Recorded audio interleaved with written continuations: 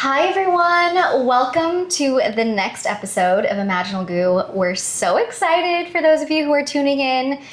And as always, we have a very special guest today. One of my dear friends, one of my best friends, Esther Suh, is with us in the house. Esther, I'm so excited to dive into things. For some of our newer listeners, Imaginal Goo really is about celebrating, honestly, the in-between moments of life and just transitions. For those who might not be familiar, Imaginal Goo was really named after like the natural phenomenon that butterflies and caterpillars actually go through. So when a caterpillar spins itself into its own cocoon, it actually disintegrates into this goo-like substance, which we're referencing as imaginal goo because it's called imaginal cells. But I feel like it's so metaphorical for how so many of us, yourself included, go through so many transformations in life, whether they be expected or not. And sometimes when we think something is the end, it's actually just the beginning. So like when a caterpillar disintegrates, it's actually about to become a butterfly, little does it know. With that kind of in the background, I'm so excited to dive deeper into your story. But first, can you introduce yourself? Tell us a little bit about who you are and what you do in the world, because you are one of the most creative, multifaceted people I know. And I admire that about you so much. And that means so much coming from you. So my name is Esther. I met Judith through social media when she slid into my DMs. I've been following my creative path for the past 7 years, post-grad. Never thought we'd be here, but you know, one thing led to another, and here we are working 4 jobs, all different, but kind of the same at the same time. And we've been through a heck of a year, that's for sure. Yes, we sure have. And I can't wait to dive into it. Definitely. So you mentioned a few things. Yes. I will admit, and I proudly state, I slid into Esther's DMs. It was when I was back full-time being the CEO and executive director of my own nonprofit. And I was really looking for incredible women of color who are doing amazing things, and you definitely popped up on my radar. I'm curious for you, Esther, what drives you to be so creative? Because I think something that I've always loved and respected about you is just how unapologetic you are and how unwilling you are to not live out the life that you love. And I think that takes a lot of courage. So I'm just curious, where does that come from? I think it originally began as a sort of survival tactic. Like it was any sort of creative outlet helped me retain some sort of my identity and who I was, because, you know, immigrating to this country with my parents and being present with that, it was like really difficult. So finding creative outlets that, you know, also helped me learn who I was and how I can contribute to the world kind of helped ground me in those moments.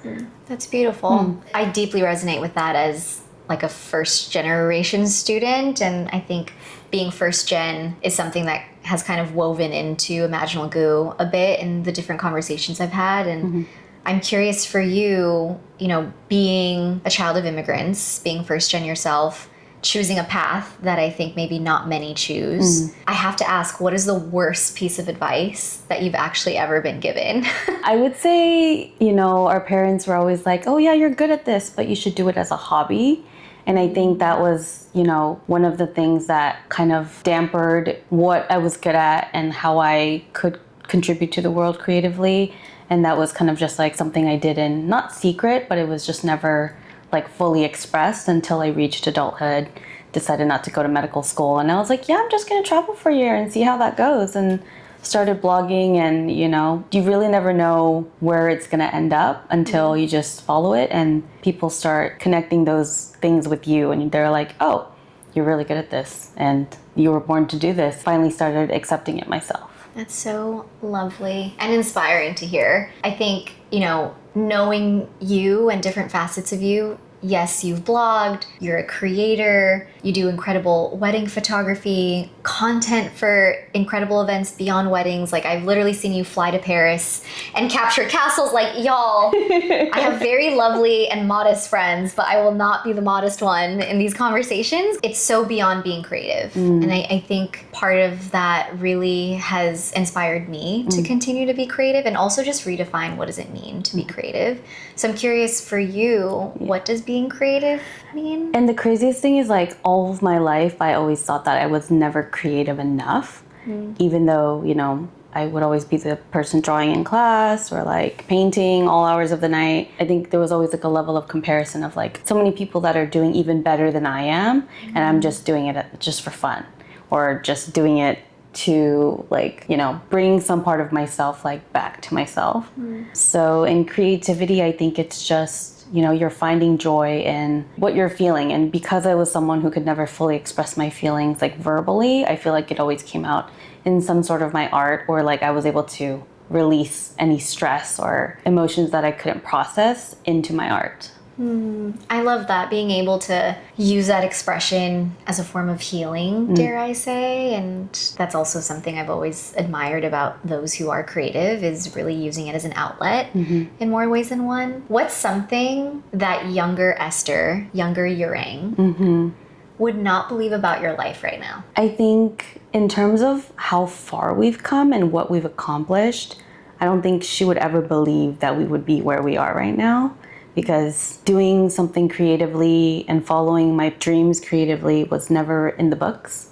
It was like, what can I do to make my parents proud of me? How to navigate this world, even though it feels like I don't belong. Being able to pursue what we actually really want to do, even though parts of ourselves are still like fighting that and thinking like, oh, I don't deserve to be doing this. I need to do something that fits into the mold of what my parents' ideals are. And breaking out of that shell is definitely difficult. But even now, our parents are slowly validating us, and we are validating ourselves. Woo! There's a lot to unpack there. Casual. It's okay. This is only a 45-minute show. Yeah. I want to double click on that a little bit. I feel like I've had such the humbling privilege to be able to see you evolve and grow. And dare I say heal. And like, I feel like generational healing is a huge conversation and a point of our friendship. And you have siblings. Yes. You are the eldest I am of 3 siblings. I'm the youngest of 2. And I'm just curious, like for you, has that played a role in your development, the way that you view change, like your own Imaginal Goo moments? Like, I'm so fascinated by the role of, yes, like birth order, but also these kind of unspoken expectations that I think sometimes are imparted to us, yes, as children of immigrants, but also just as humans. So I'm curious, like, what role has that played for you? And I think since I was the eldest, there was the expectation of like, oh, you need to be a role model for your siblings. Oh, you need to take care of your siblings. You need to support us when you're older. Like all of those spoken and unspoken things that kind of made me not pursue the things I wanted, because I was like, okay, well, I have to fit into this role and get all these achievements so that everybody else is happy. And the fact that, you know, moving back home after college and slowly my siblings starting to join us, now all of us living together and finally pursuing the things that we actually want to be pursuing, and finally getting some sort of support from our own family who has always kind of dampered like the things that we actually wanted to pursue, and we're all finally able to give each other support in that. And my sister finally gets to pursue her music. I'm just doing everything creatively possible, and even my younger brother, who is a Smash tournament player, I guess, and like champion. Yeah, I feel like we're all kind of working through like being able to be confident in the fact that we can do things that are unconventional and still make a living and a career out of it. Ooh, powerful. I think that's incredible. What I've loved in seeing in you is just your ability to pivot and trailblaze. I feel like you are the queen of pivoting in so many ways, but I think it's beyond just like the power of the pivot. I think it's like the power of optimistic pivoting. I don't even know if that's a phrase, if that's a term. That's just what I'm going to describe you as. Yes. I think it's one thing to be presented change in your life. It's another thing to embrace it. And I think you do it with so much grace. So I kind of want to talk about the pivots of your year. Yes. So this year in particular, we went through quite a few medical things that never in a bajillion years I expected to happen. But it was more so like they necessarily needed to happen in order for me to embrace and just let go of the control that I don't have. So in terms of like remaining in optimism. My therapist was actually like, you know, I'm meeting you for the first time and you seem like a glass half full kind of girl. And I was like, I don't want to be the negative person in the room and bringing down the energy, you know? Yeah. Like, life is too short for that. I'd rather just see it with, you know, rose-colored glasses sometimes. Yeah. I'll never forget when you updated me about just the medical changes and just the health journey, honestly, that you've been on. What is one thing that you've learned about yourself through all of that? I think with this and going through therapy for the first time this year, it's kind of like I've learned to let myself be helped, and it's okay to ask for help, and I don't have to do everything by myself, and there's people that are willing to love me and accept me for who I am. Especially through it all, I feel Through like. it all. Would you mind sharing for those who are listening what exactly you've experienced this year, and maybe if there's anyone out there who's not aware of it, or maybe could help them find some clarity, ways that you've arrived at this sense of empowerment around your health experience? Yes. So I randomly had a stroke back in March, and then had a blood clot a week and a half later in my leg, which ultimately led me to get the diagnosis of a rare 1 in a million brain disorder that's genetic for descendants from Korea, called Moyamoya disease. And basically they were like, you have a 90% blockage of your right ICA and a 50% blockage in your left ACA, and you're not getting enough blood flow to your brain, which essentially creates a whole network of teeny tiny little blood vessels that can stroke out at any time. So they were like, you're gonna need to get 2 brain surgeries before the end of the year. And I'm like, holy moly, that is a lot of news to process. Yeah. And so we have already done the 2 brain surgeries. Neurosurgeon was very great at what he does. Yes. And he is a brilliant young neurosurgeon that is pioneering the rest of the world right now. So very fortunate that that happened not too long after, like 6 months after we moved to San Diego, of all places. Yeah. So it kind of felt like the universe put us here because of my health crisis, and it's kind of brought all of my family together, accepting more support from my friends. And while it is incurable, we are doing the best we can to prolong our chances, and I feel like it's given me a sense of just releasing control of the outcome. Truly. And just truly living in the moment and becoming more present to enjoy the present. I love you. I love you So much.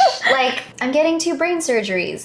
Casual, right? Very like, let's just ha-ha-hee-hee. like throw that, I guess, in there. But like, you know, I think in the reality of it all, I know you and I have had a lot of conversations leading up to your surgeries, during, after, and truly, like, I really mean it. I've never seen anyone move through life with so much grace and authenticity, because I think it's also, that's scary. That's scary for anyone. I don't care, you know, background, ideology, race, culture, age. Like, I think when we start to confront our health, our mortality, it's just a whole other ball game. And I think to see you move through this year, heck, these 6 months, if we're being honest, Crazy. like wild.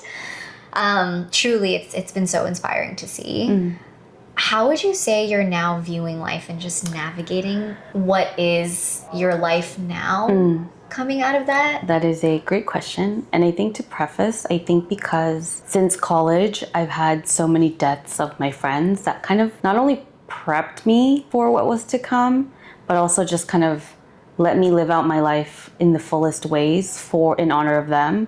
And that kind of led me to having so many experiences that I probably never would have had if I wasn't in such a YOLO mentality. Yeah. And so I kind of feel reborn in a way, and like truly taking on a whole different meaning of healing in mental, physical, emotional ways that I probably would not have been able to like fast track if it wasn't for everything.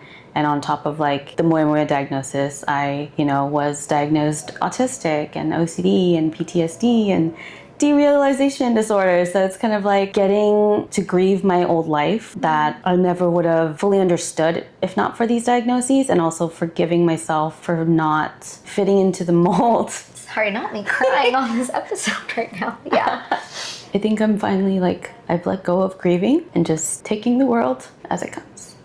like what more can you do, right? Ooh, I'm so proud of you. So real. But I think, at the end of the day, this is what, to bring it back to the show, I guess, like, these are the kinds of stories that I think are so important for people to hear. Like, real people, real women, real circumstances. I think there's so much power and truth to a lot of the things that you've shared and quite frankly are just continuing to navigate. I'm so curious, like as you look ahead into this life, this new chapter that you're building for yourself and just this sense of healing from grieving, what are you most excited about? I think just figuring out how I will navigate through this world and just seeing how far she can accomplish, knowing that there's no more restrictions. Like I don't need to hold myself back because out of fear or shame of not being accepted, because the more I accept myself, it's like it doesn't really matter who else accepts me. And even though through this process I've been very vulnerable online and posting on my platform about in the most raw ways, making matcha in my hospital room and just going storytelling of how I broke up with my cheating ex of 6 years and being fully accepted for who I am, even though it's not complete validation because I can validate myself. It's just seeing like people see me down to the core and they're like, okay, like I see you, and being seen and heard. Yeah, very life-changing. Truly life-changing. I feel like in every sense. You've shared so many good nuggets right now. I'm just, my brain, like the synapses in my brain are like firing because I want to go in so many different directions. But one that I first want to touch on, and then I want to talk about relationships, is being neurodivergent, neurospicy. Neurospicy. As we like to say. A little tizzy. A little tizzy. Yeah. I feel like there's so much happening in the world right now. Constantly. I feel like now more than ever. Conversation about mental health and just how we define it, what is wellness, all those things to be a lot more, less taboo and a bit more acceptable. I think, granted, there's still a stigma around things, unfortunately. But what has it been like for you to reach this threshold in your life, to get all of this news and really diagnoses? What has that been like for you? And for anyone that's listening that's maybe navigating their own mental health journey or just, heck, identity journey, what advice do you have for people? It's kind of crazy because none of this would have happened if it wasn't for social media and my For You page being like, you might be autistic or ADHD if blah, blah, blah, blah, blah. And it's like finding out that these were not your own experiences and it's a shared experience. I was like, I might be ADHD, and that's why we got the testing in the first place. If you have an experience and you're like, oh, this wasn't normal? Like, I thought this was normal. It's okay to seek out a diagnosis. It's also okay to not seek out diagnosis. I think if you are okay with accepting that part of you that also you haven't been able to accept for so long, and a lot of people self-diagnosed, and it's perfectly valid, I feel like, because it's really hard to get diagnosis, and I got incredibly lucky. Regardless of what someone else may say, I initially was immediately rejected, which is a huge thing being autistic. We have rejection sensitivity. And for me to be like, I think I might be autistic to my entire family, and they're like, immediately no. Yeah. And then have a full meltdown in front of them, and they're like, oh, maybe she is, because I didn't realize that nobody else was feeling every single feeling that another person was feeling, or that the noises weren't this loud to everybody else, or just a lot of things. And to now understand and get that diagnosis did help me validate all of these experiences that I previously was like, nobody else is having the same problem? Like, I don't understand.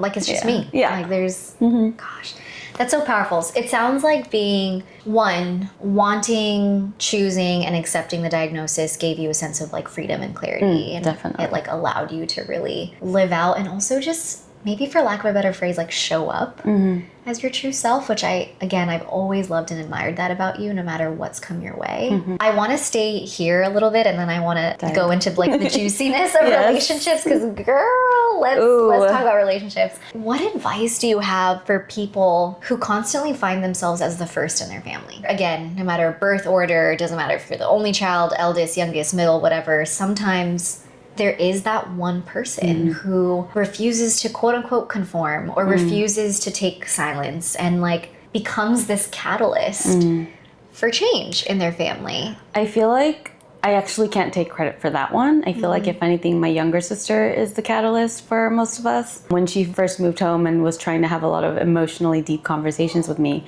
that I was not mentally prepared for, I would cry almost every other day because she's like asking me questions. She does ask me now. She's like, hey, like, are you emotionally okay to talk about this right now? We have to like preface things because I'm still learning how to express myself, but a lot of it has to do with the fact that like my sister has helped me bring out these emotions and, you know, me seeking therapy and also learning how to set healthy boundaries and stuff. Like I owe a lot of it to my younger sister, even though I've always had to be the strong one for everybody else, and learning how to let go of that has been a process. I know she's experienced a lot of loneliness and being the person that's been the catalyst. And trying to love all of each other's love languages. It is currently still a work in progress. As terms of advice, it's okay to ask for help, and we can all heal together. Let's just all heal together, yes, y'all. all heal together. That really hits deep for me in so many ways. I think I resonate with both you and your sister a lot. Heck, your younger brother as well. Like, it takes a lot to be the one. And sometimes you're like, F this, I don't want to be the one anymore. Like, this is too much. But then I think when you choose to stick with it and you choose to be courageous and you grieve and you heal and you forgive, there's so much possible that maybe we didn't think was possible on the other side. Yeah. And I know that's also stuff that you and I have talked about when it comes to both of our healing journeys with our families. Oh, definitely. So I really love and constantly admire that about you and your family. It's a really beautiful and I think special thing. I guess on that note, family, I feel like, is our first experience of relationships. And so many relationships stem from family and just like dynamics, right? It's like the first unit that you ever experience like teamwork with, also just like sense of authority, autonomy, sovereignty, all those things. So I want to talk about romantic relationships specifically. How have you seen this like evolution that you've been on, your imaginal goo over the years, for the lack of a better phrase, impact the way that you view your romantic relationships? Because you've also been super open about your dating life, your breakup, which has been incredibly liberating for I think a lot of women or just people who resonated with your story of you experiencing infidelity. How do you think that's connected to your healing with your family? And two-parter here, what advice do you have for people who are navigating their own romantic journey of singlehood right now? So in terms of how I've perceived my parents' marriage, I recently came to the realization that, you know, my parents' marriage is not something that I need to control, and it's not my responsibility, which I think I took on the role as the eldest daughter and, you know, having to take care of my family and my siblings and raising my siblings when my parents were trying to support our family.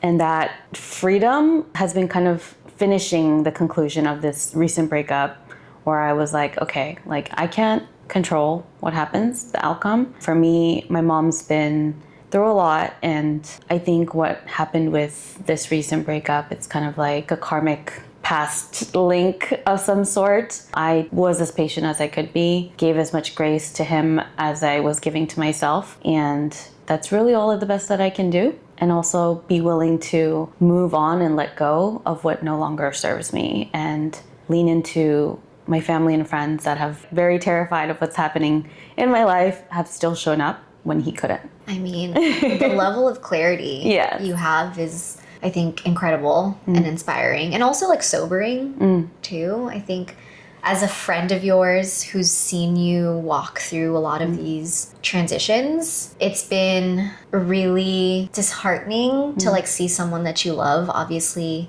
for lack of a better phrase, just like take one thing after another from life. And you're just like, are you okay? Are we okay? Is everyone okay? Yeah. But again, through it all, to see you pivot, shift, change, surrender, accept, and let go, I think is incredibly wise, I'd say. And what I heard in what you shared too is, you know, between your family and, you know, watching your parents' marriage and then seeing your own like romantic dynamics and relationships, I loved how you spoke to really owning like what you're responsible for and what you're not. And I think the role of responsibility in relationships is so interesting. Mm-hmm. I'm curious for fellow single folks out there who are navigating singlehood, who are either happy about it or maybe not. What advice do you have for someone who maybe is newly navigating singlehood? Gotcha. And maybe just also too, if there's anything that you wish you knew, like when you look back at it all, right? I feel like you've been in such a season of like gathering wisdom. Yeah, I think in terms of like relationships in general, I always sought out people that I thought I needed or I needed to fix, if anything. And in terms of what's been helping me process this breakup was the fact that like I realized that I didn't need him to make myself whole, and no relationship should ever complete you. And the only person that can do that for you is yourself. And so you need to date yourself and you need to enjoy your own company. And I think because we were in such a long distance relationship for so long, I was able to kind of learn that about myself over the past 6 years. Ultimately, we just need to learn how to love ourselves in order to learn how deeply we can love somebody else, but not lose ourselves in the process. Easier said than done. Definitely. But so good. I feel like when I listen to you say that, and again, as you continue to process all this change too, it makes me think about, you know, as I've navigated past heartbreaks or just like disappointments or breakups or what have you, constantly arriving at that, right? Like we all hear it. Yeah. Whether it's on your For You page or you're scrolling or it's a Pinterest board of quotes. Yeah. Like we all quote unquote know these things. Like be a complete person and be the person that you want to attract. But then to actually confront your life. It is so difficult. So different, right? And like, you know, not just confronting your life and maybe your own patterns or behaviors, but then I'll never forget one of my favorite mentors had shared with me, one of the most important questions you can ask is, are you willing? Because it's like, sure, maybe you know this, right? Maybe you know that it's not the most conducive in a relationship to lie to your partner, let's just say. But then the question then becomes, well, are you willing to be truly yourself and honest? Yeah, it's definitely one of those things where I thought he saw me for myself and truly was accepting of me. And that's the first time I ever felt it. And, you know, he might have been sometimes, but I think through therapy and grieving my old self, after getting my diagnoses, part of me for holding on to the relationship was like, can anybody else accept me for who I am? Because this person already knows everything about me, has seen my worst parts, and has still stayed. But I think my fear of like, I was settling for someone that couldn't fully meet my needs, and going through this and then finally this infidelity happening and me finally realizing like, this is not what I deserve. And past me would have thought this is what I deserve because it's been a constant cycle. And now I'm finally like, I don't deserve this. To see and hear myself say it is kind of like, oh, I'm growing. My brain is developing. More blood flow to the brain. Yes. You know? That frontal cortex is absolutely formed. Indeed. That's so beautiful.